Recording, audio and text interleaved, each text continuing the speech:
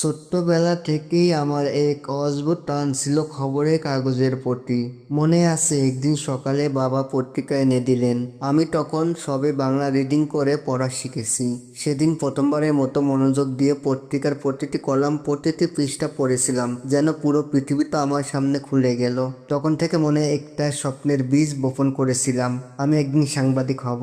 প্রতিটি খবরের ভেতরে থাকা মানুষের গল্প, সত্যের সন্ধান, অন্যায়ের বিরুদ্ধে কলমের শক্তি, এসব আমাকে প্রচণ্ডভাবে টানতো। কিন্তু জীবনে সব স্বপ্ন তো আর পূরণ হয় না। সময়, পরিস্থিতি আর নিয়তি টানাপোড়েনে আমার সেই শৈশবের সাংবাদিক হওয়ার ইচ্ছাটা ধীরে ধীরে মিলিয়ে গেল। পেশা হিসেবে সাংবাদিকতা আর হলো না আমার ভাগ্যে। তবু আজও যখন পত্রিকা হাতে নেই, তখন সেই সত্য আমি আবার ফিরে আসে। কৌতূহলী চোখের প্রতিটি খবর পড়তে থাকা এক বালক, যার স্বপ্ন ছিল একদিন কলম দিয়ে আলো ছড়ানো। হয়তো আমি সাংবাদিক হতে পারিনি, কিন্তু খবর পড়ার প্রতি সেই ভালোবাসা আজ অমলিন।